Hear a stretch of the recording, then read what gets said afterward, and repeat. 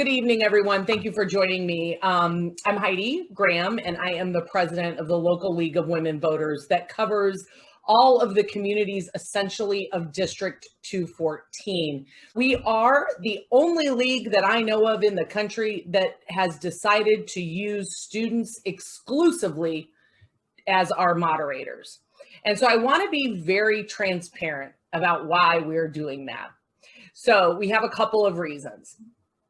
One, the League of Women Voters was founded over 100 years ago to uplift women in particular, but we continue to serve as an organization that uplifts people. That's our goal. Let's give people voice, give people the right to vote, and then educate them so that they can feel confident in what they're doing.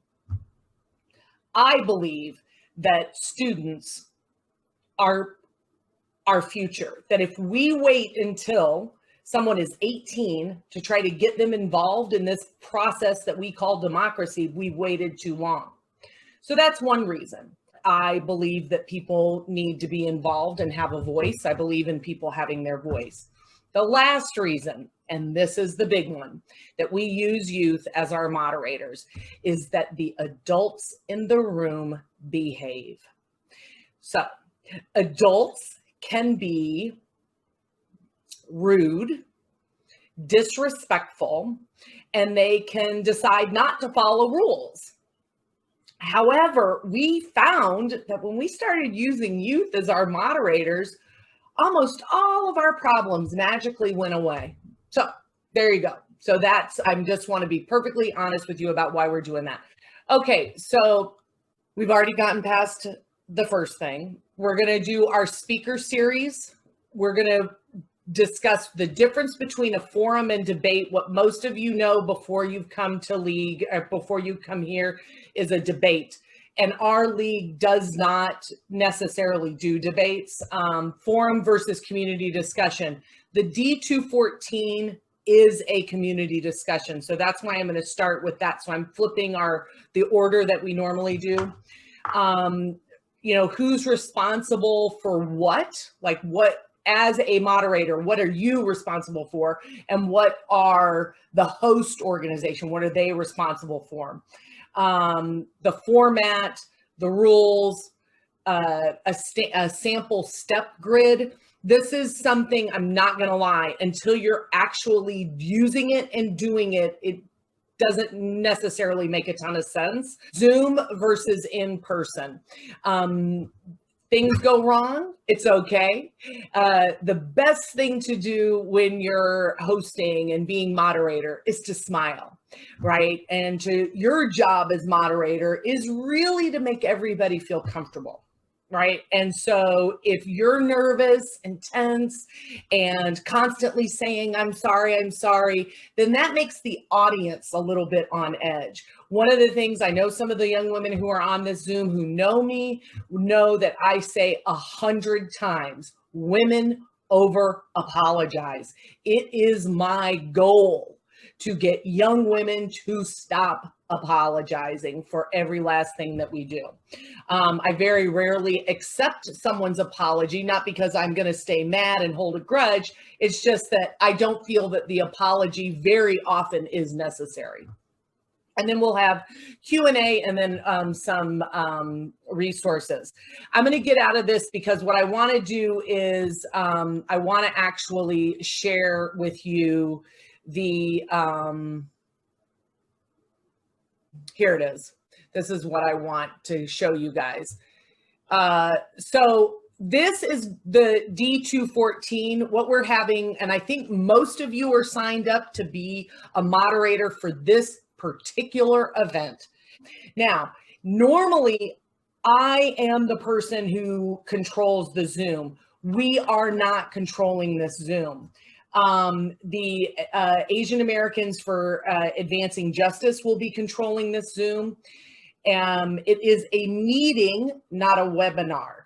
So the goals for the night are going to be to learn about different types of discrimination, how to protect yourself and others, And then being in conversation and planning proactive ways to combat this sort of harassment in our communities, which is really hard. It sounds easy. It sounds like, oh, I'm going to step up and it's going to be super easy. But let me tell you, when you hear your friend say something or your mom, trust me, I know that I personally have said things that my kids have had to call me on. And sometimes we just don't know. Luckily, I have a good relationship with my kids, and my kids will be like, whatever, mom, get it straight. But not everybody does. And then we have to reflect, right? We have to be honest with ourselves. So I do expect all the moderators to sit through the training. I don't think you can moderate the discussion afterwards if you do not sit through the training. So there'll be guidelines, and here's where you're coming in. So after the training is over, we're going to split everybody up into small group discussions. And that's your job. You'll be in charge of a group of people. Now, we do hope that students come, that it's not just adults, but it could primarily be adults. I do, encourage you all to get your friends to come to this, because that is the thing that I'm seeing the youth. There last year when it came to the Black Lives Matter, there were a lot of young people who were doing some great things and planning marches, but to get change done takes more than just holding a sign, right? You have to do more than hold a sign. It takes work. It is a marathon, not a sprint. And you have to be ready for the hard work. So we don't want people to generalize. We want them to own their own life experience. And we also do not want them to be like, my neighbor had this experience, et cetera, et cetera, et cetera. We want people to be sharing their own experience, right? It's not right for me to share my daughter's experience. I can only share my own lived experience, all right? So that's a hard part of the moderator for this one.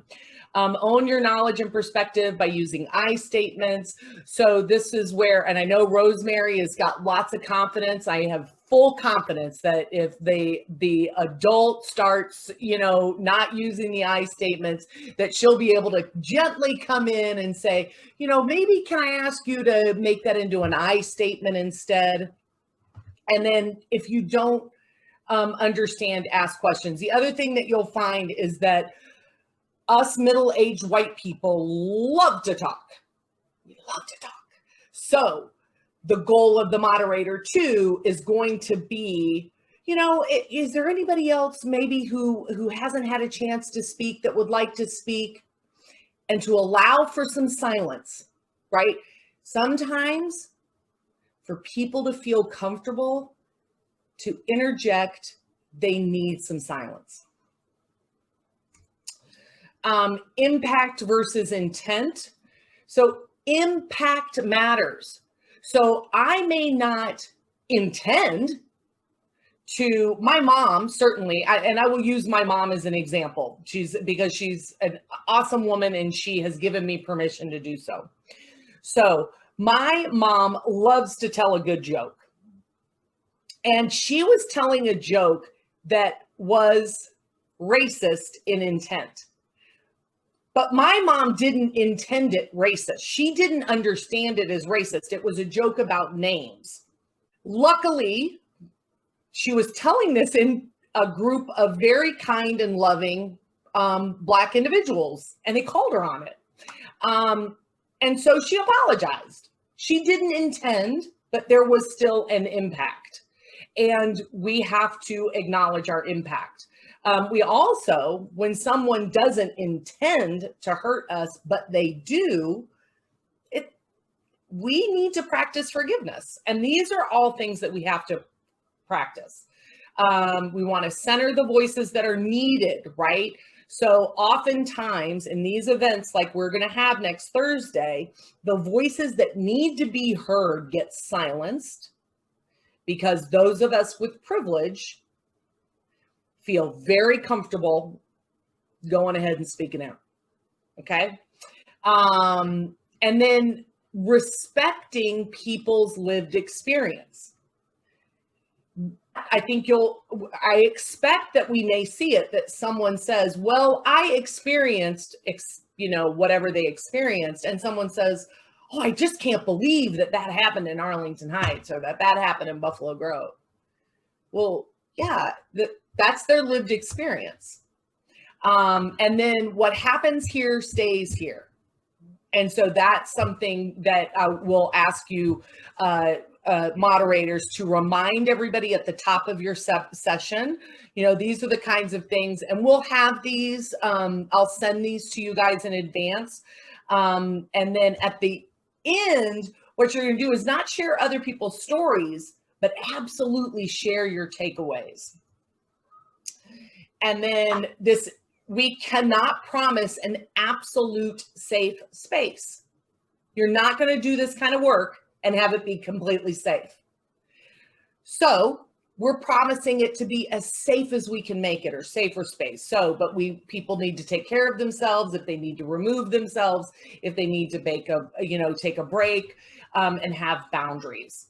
And then if people can't actively listen, if they're on their phone, or you see that they are absolutely not listening, maybe you can ask, can you come here to the conversation? And if not, maybe now's not a good time for you to be in this conversation. Maybe it's a good time for you to excuse yourself. That's going to be a hard one if that happens, but I have a feeling that people are they'll be too self-conscious to do anything but listen. And then, come with an open heart and an open mind, which is hard. So the agenda is, we'll have the welcome, and then we'll have the training for about an hour, and then you guys will be in charge of the breakout rooms. Okay. And these are the questions that we want you guys to guide them on. And that's, where might we see this in our community? After the training, maybe there's some strategies that people feel most comfortable. And these are some of the things that I'm going to ask you guys to take note of, so that you can pull this back to those of us that are running the event, so that if there's a theme about what is the most useful, we know to focus on that. And then what is it that we need to do to continue moving forward? Learn the more accurate history. I will say I grew up in a house where there was quite a bit of this. My dad was at Pearl Harbor, at it, when he was 5 years old, when it was bombed. He was there. It is his first conscious memory, is being at Pearl Harbor when it was bombed. And so my father plus he fought in Vietnam. So my dad has some definite anti-Asian sentiments. Yet I don't know that he's able to, well, he can't now, he has dementia and Parkinson's, but I don't think he can reflect on that. Okay, before I go any further, I want you to be comfortable, but you are presenting on behalf of District 214 and the League of Women Voters, right? So I don't need you to be in a suit, but think about your background. During the training, you can be cameras off, but you're gonna have to be cameras on when you're a moderator, all right? So I'm gonna move on to the next stage. Okay, so a forum versus debate. There are definite guidelines in a forum versus a debate. A debate has at least two candidates, is staged in a way that doesn't promote or advance one candidate or another, and allows the candidates to appear concurrently in face-to-face confrontations, there's the key word, with each other, to respond to each other, right? We don't typically do a debate. So in a debate, they're asked a question, and then the other person can rebut pretty much everything that they say. That's not what we do, and I'll explain that. So we, and there are rules, like if we were to do a debate for a state senator or a national, congressman, there are absolute rules about how those are done. So what we do are forums. The way we do our forums is we get questions from the audience. And this is where Zoom has made our lives so much easier. I promise you, before Zoom, a candidate forum would take us about 15 volunteers to run. And that no longer happens. So what we do is we take these questions from the audience. We also start with a couple of pre-generated questions just until we can get the questions moving in from the audience. And we give those to the moderator, and the moderator asks the question. So let's say it's a primary. In a primary, you could have we've had forums with as many as 8 people running for office in a primary. So every single person is asked that question, and they are allowed to answer the question. In terms of rebuttals, they can rebut, but each candidate is only given 1 or 2 rebuttals for the entirety of the forum. So this is where it's up to the moderator to keep track of those things. The nice thing about Zoom is that I can now be in the background helping the moderator a lot more than I could before when it was live. So it's nice to get your feet wet in Zoom and then go live. And then, so in a forum, and just like in a debate, everybody gets opening statements and closing statements, and the same is true in our forum. So in the forum, everybody gets the same question, and they get the exact same amount of time to answer the question. Now, you as the moderator, you don't have to take time. That's not your job. You're not keeping time. We have timekeepers that are going to flash up the time. And those of you who did forums for us this last session, you're going to be happy to note that we have figured out how to make one of the panel screens the timer. So it's like a countdown timer, 1 minute, 30 seconds, etc. So it makes it really much, much easier. So a community discussion, I think we've already talked about that because that's the D214 thing that's coming. And then a panel discussion. So Aaron actually ran a panel discussion for us several years ago. This is actually a picture from that. So this is much less formal than the forum. There's not necessarily a strict time limit. But what I do recommend is that in a panel circumstance that we do have a timer who's just kind of giving the speakers like a general, like, okay, you've been speaking for 2 minutes, so that they know not to go too long. And it's very informal and a lot easier to do, I think. But I think the informality of it, though, can be a little bit nerve-wracking. Okay, so voter services. Who the heck are voter services? Voter services are our volunteers. We have a board director of voter services. We have a volunteer who's just in charge of candidate forums. We have our vice president who's in charge of programs. Their whole job, and so oftentimes it's my job as president, is when is it going to be? Date, time, location, right? They also determine the rules, and we have pretty defined rules that we not only give the moderator, but we give every single candidate, and they must return those rules to us signed before we allow them to take part.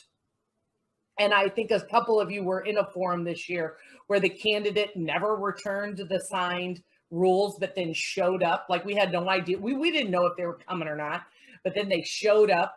And so on air during the recorded time, we made that particular person say out loud that they accepted the rules. Now, here's the thing. Voter services should provide you with a script.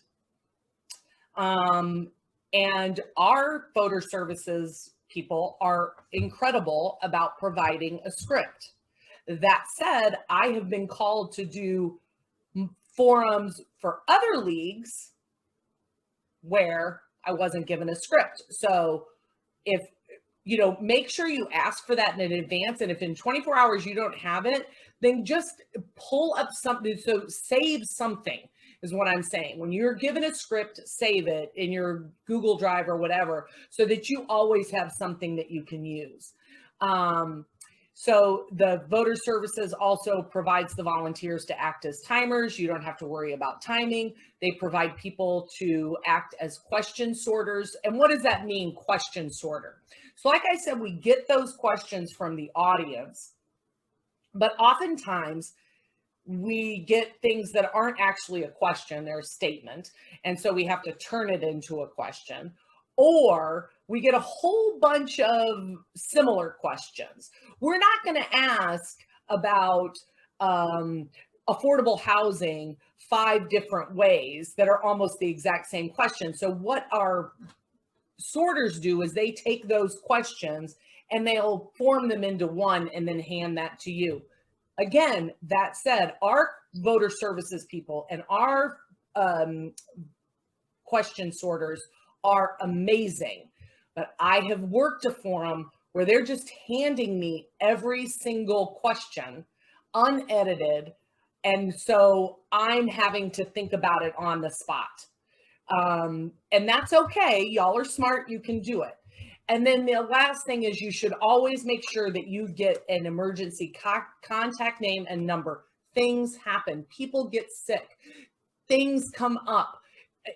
So if something happens, even at the last minute, make sure you know who to contact so that you're not leaving them high and dry, right? They're not going to hold it against you. So here you can see in real, like if we're live, what our timers look like. So they also set the agenda for the program, again, determine the time, date, and location. Again, I'll say it again, they should provide you with a script, but be prepared to improvise. And then that's the volunteers. All that other stuff is, generally speaking, up to the program chair. So the format is an opening statement.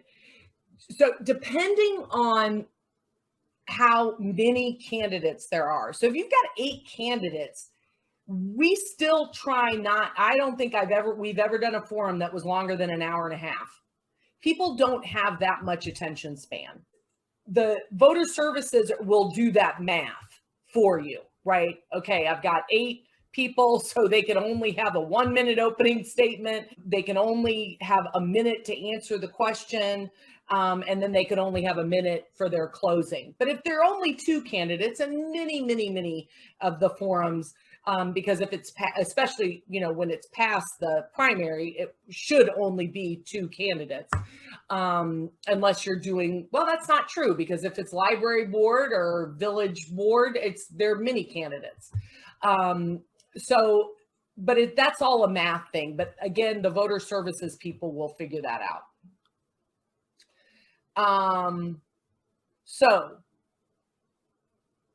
generally speaking, a league member or someone from the organization is going to be on, and they're going to welcome everybody, and then they'll introduce the moderator. And you're going to get so much love. I'm going to tell you, these adults just love when they see young people on the screen. And then you'll just work through. So this is the time thing. Okay, so let's say you have 4 people in the forum. They're going to draw straws or some way, flip a coin some way to figure out who's first, second, third, and fourth. Okay. Live, if we're live and in person, we put numbers in a hat, they draw it from a hat. On Zoom, this has been the one thing that we haven't totally figured out. And I feel like someone figured it out. One of the young kids figured out how to do this in a smart way. Does anybody remember? So what I did is I just wrote down the candidates' names and I just put them in a jar. And then on camera, I just drew out their names on the pieces of paper out of the jar. Perfect. Okay, so then you have an order, right? And they see that it's random, that you're not giving anybody first, you're not giving them preferential treatment. So whoever answers the question first, then question number 2, the second person goes first, then third, fourth, and then this person who answered first goes last.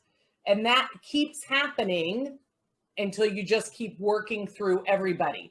So everybody gets a chance to answer a question first. Okay, look at all these rules. So I'm not going to read through this because I'll make sure I get this to you guys. I'll share it. But basically, we want them to arrive early. They're going to draw for their speaking order. They're not allowed to wear a shirt. We don't want them to have signage all over the place. We really restrict, like live, nobody's allowed to wear buttons or any of that stuff. We don't want them electioneering inside the room. That stays outside.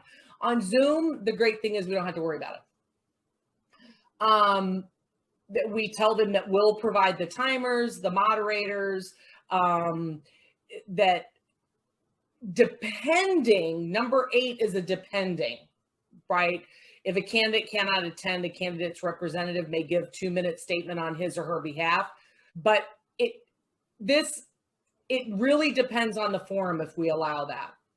The nice thing is about the Zoom is we don't have to worry about the audience. Because I have been at forums where we have had to call the police to remove someone from the audience.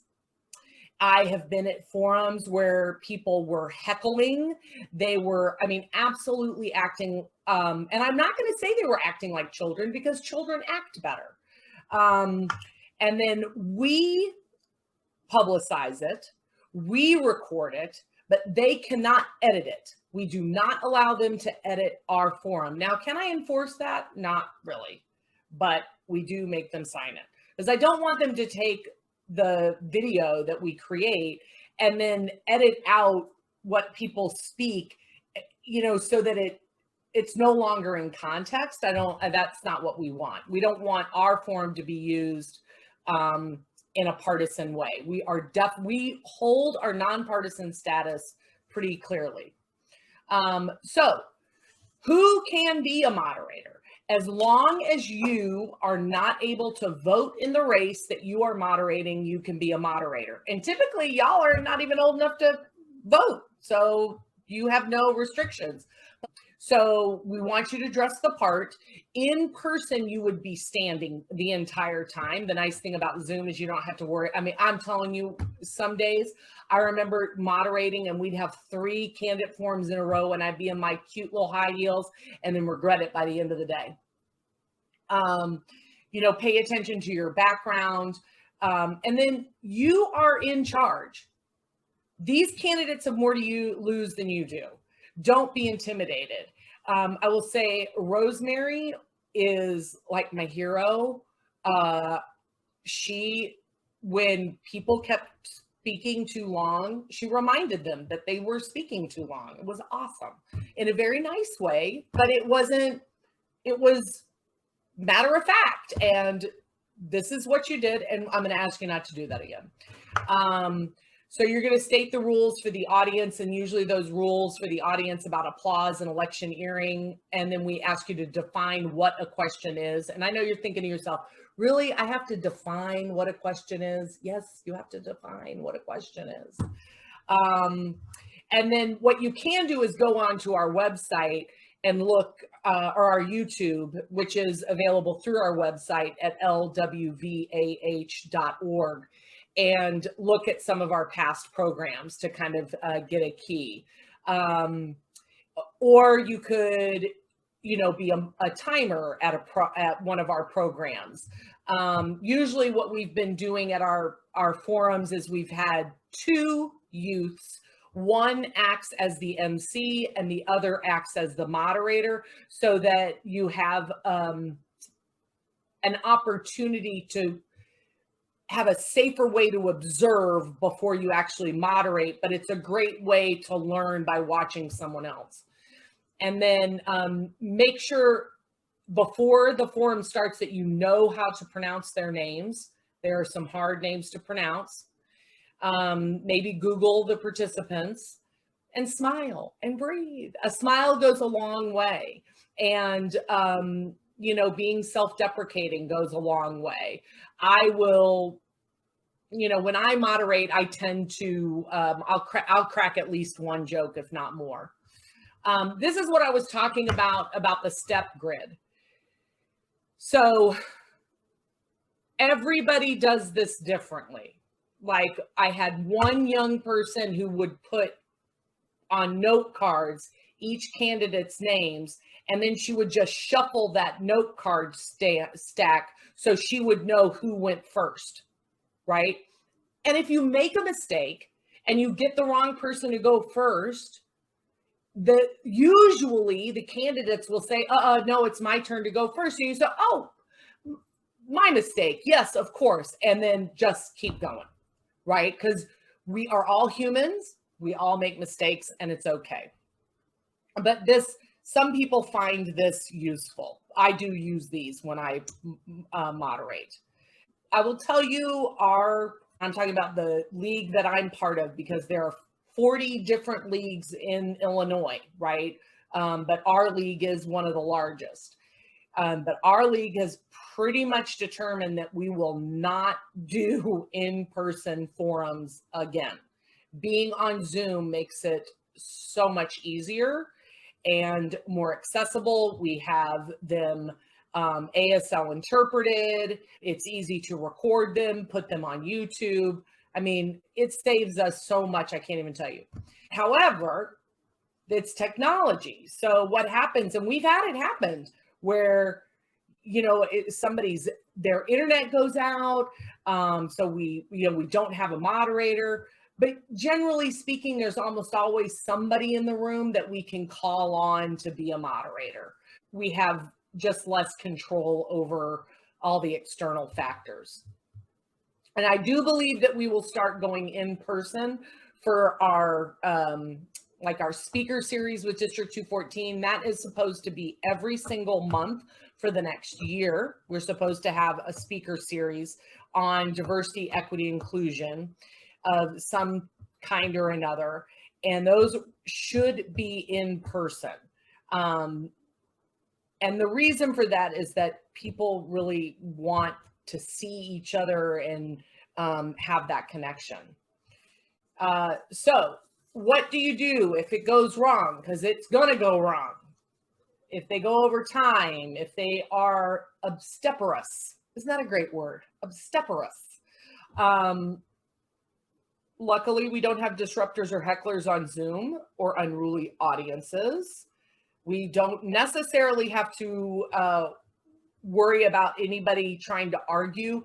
So this is one of the reasons why we don't just let the audience stand up or unmute them to ask their questions, because we want to have control. Because oftentimes they'll go on the attack, and that's not what we're looking for. We are looking for moderated discussion that is civil discourse. Some people don't like it. It doesn't make for really amazing TV, but this is how our league and most leagues across the country do it. People sometimes will demand to see the questions afterwards. We don't let them. But you can always call for a recess. You can call for security. But Zoom really does solve almost all the problems. These are all the resources, and I'll put these, I'm going to copy and paste these and put them in the chat. Okay, so let's have our Q&A. Any questions? Can you go over the sample step grid? That really confused me. I know it's very super confusing. I'm not going to lie. It just is one of those things like, and I have explained it like kind of a lot. And I don't seem to be able to explain it until we're right in the middle of it. But let me share that again. Okay, so let's say you've got, so usually you don't need this if you only have 2 candidates, right? Because you're just going to alternate who goes first. It's super easy with just 2 candidates. You know, so let's say Nora, you and Aaron you're the people that I'm moderating. Nora, you get to do your opening statement first. Aaron gets to do her opening statement second, which means Aaron gets to answer the first question first. Nora gets to answer the second question first, and so on and so forth until the end. It's when you have 3. So what I would do is I would put, let's say it's Nora. I'd put Nora's name number 1. I drew and you got the first. So Nora would be number 1. Aaron got number 2 and Gerline got number 3. So then what I would do is I'd say, okay, Miss Osborne, you can please have your opening statement. You speak, I put an X next to you. Miss Nelkin, may I please have your opening statement? She speaks, I put an X next to it. Miss Verk, then you just click that off, right? Then you go, oh, the question 1, there it is, Aaron starts. Miss Nelkin starts. Miss Work goes second. And then you, Nora, go last. Question 2. Does that make sense now? Any other questions? So that's another thing. And I think that the first couple times I did this training, I don't think I gave a good enough example, right? So, you welcome everybody. Let me show a sample script. So this is a sample script. So welcome to the Judicial Candidate Forum. My name is, so we would have all of this written out from you. So I would recommend that you read it at least once or twice before the forum or before the event, so that you're not, because nobody reads anything perfectly the first time through. And I mean, read it out loud, not just in your head. So then we go to actually introducing them. So we'll start this forum with candidate DeFranco, candidate for the 12th Sub-Circuit Court. The candidates have agreed and abide by the rules set forth prior to this forum, blah, blah, blah, blah, blah. So after you give this, you've got to go, Mr. DeFranco, Miss Verk, Miss Nelkin. You've kind of got to give them a prompt that it's their turn to talk. Does that make sense? The more you do it, the easier it gets. It's one of the things I talk about in my, when I'm coaching my speech kids. First off, people can hear a smile. Whether they can see or not, they can hear it.